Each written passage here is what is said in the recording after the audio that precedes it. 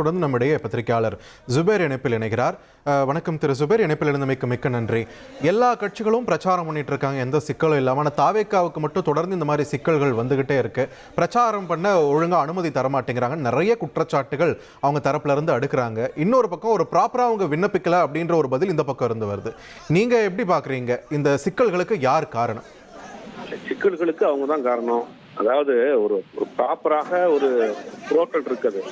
பார்த்தீங்கன்னா இந்த கவிதா ஆப்ல நீங்க வந்து பெர்மிஷன் வாங்கணும், அதுல தான் நீங்க வந்து கேட்கணுங்கிற மாதிரி இருக்கு. ராஜ் ஹோட்டல்ல 234 தொகுதியினுடைய வேட்பாளர் நாங்கள் அறிவிக்க போறோம் அடுத்த நாள் காலையில அப்படின்னு சொல்லிட்டு சாயங்காலம் நீங்க வந்து பெர்மிஷன் கேட்டீங்கன்னா அதை எப்படி கொடுப்பாங்க?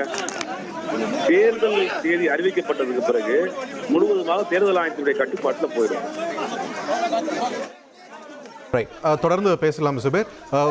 தேர்தல் ஆணையரை சந்தித்து புகாரை கொடுத்து விட்டு தாவேக தலைவர் விஜய் வெளியே வரக்கூடிய அந்த காட்சிகளை தான் நம்ம இப்ப திரையில பார்த்துட்டு இருக்கோம்.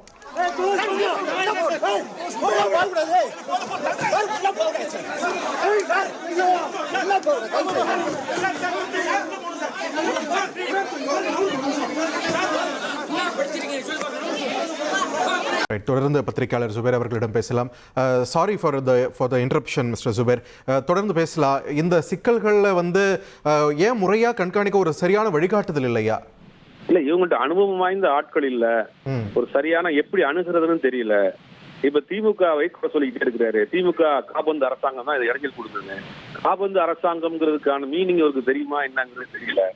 தேர்தல் தேதி அறிவிக்கப்பட்டதுக்கு பிறகு முழுவதுமாக மத்திய அரசினுடைய கட்டுப்பாட்டுல போகும். IAS IPS ஆபிசர் முதற்கொண்டு மாற்றுகிற அதிகாரம் அவர்களுக்கு தான் இருக்கும். அது கூட தெரியல. அதிகாரிகள் முழுவதும் அரசாங்கத்துடைய கட்டுப்பாட்டிலையும் தேர்தல் ஆணையத்தினுடைய கட்டுப்பாட்டிலும் போயிடும். அவங்க தான் முடிவு பண்ண போறாங்க. இப்ப இது கூட தெரியாம திரும்ப திரும்ப அதிமுக குறை சொல்லக்கூடிய வேலை பண்றாங்க. எல்லா கட்சியிலும் தமிழ்நாட்டில் பிரச்சாரம், சுயேட்சைகள் கூட அவங்க பாட்டுக்கு பிரச்சாரம் பண்றாங்க, போறாங்க, மக்களை சந்திக்கிறாங்க. ஆனா ஒரு ப்ராப்பரான ஒரு பெர்மிஷன் வாங்குறது கூட இவங்களுக்கு தெரியல. ஒரு 500 பேரை 5000 பேரை சேர்த்து ஒரு நிகழ்ச்சி நடத்த முடியாதவங்க எப்படி 8 கோடி மக்களுடைய பிரச்சனையை பார்க்க போறாருங்கிறது தெரியல.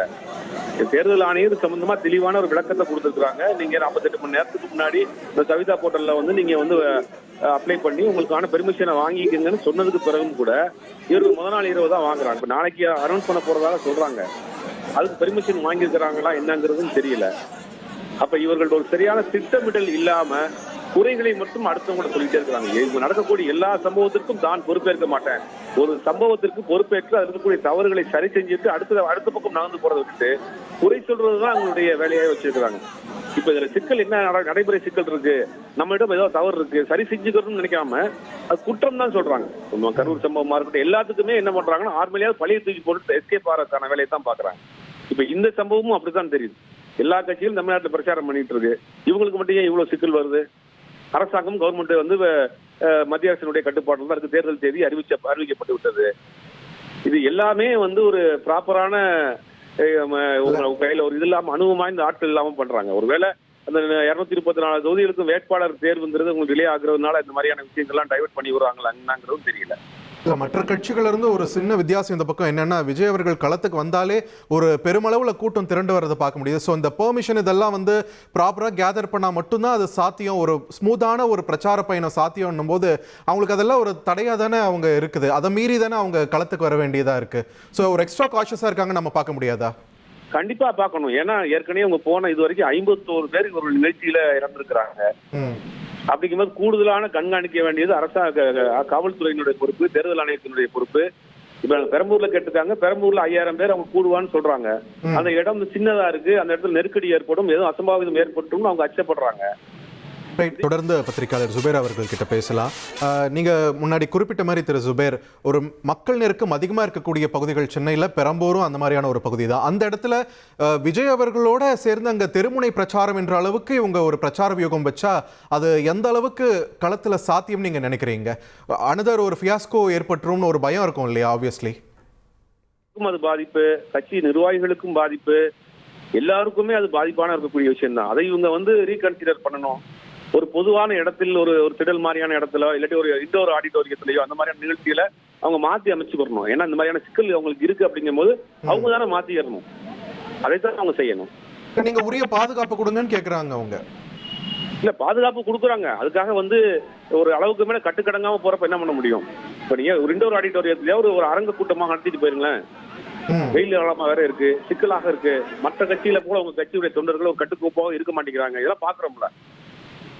அரசாங்கம் எவ்வளவு, காவல்துறை எவ்வளவுதான் பாதுகாப்பு கொடுக்கும்? காவல்துறையை மீறி அவங்க கட்டுப்பாடை போறப்ப என்ன செய்ய முடியும்?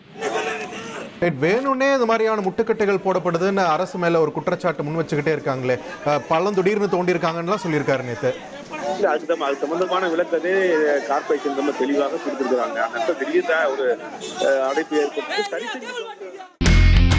இனி செல்லும் இடமெல்லாம் செய்தி. தந்தி டிவியின் வாட்ஸ்அப் சேனலை ஃபாலோ பண்ணினா செல்ல இருக்கும் இடமெல்லாம் செய்தி. இதோ QR கோட் இப்பவே ஸ்கேன் பண்ணுங்க, ஃபாலோ பண்ணுங்க.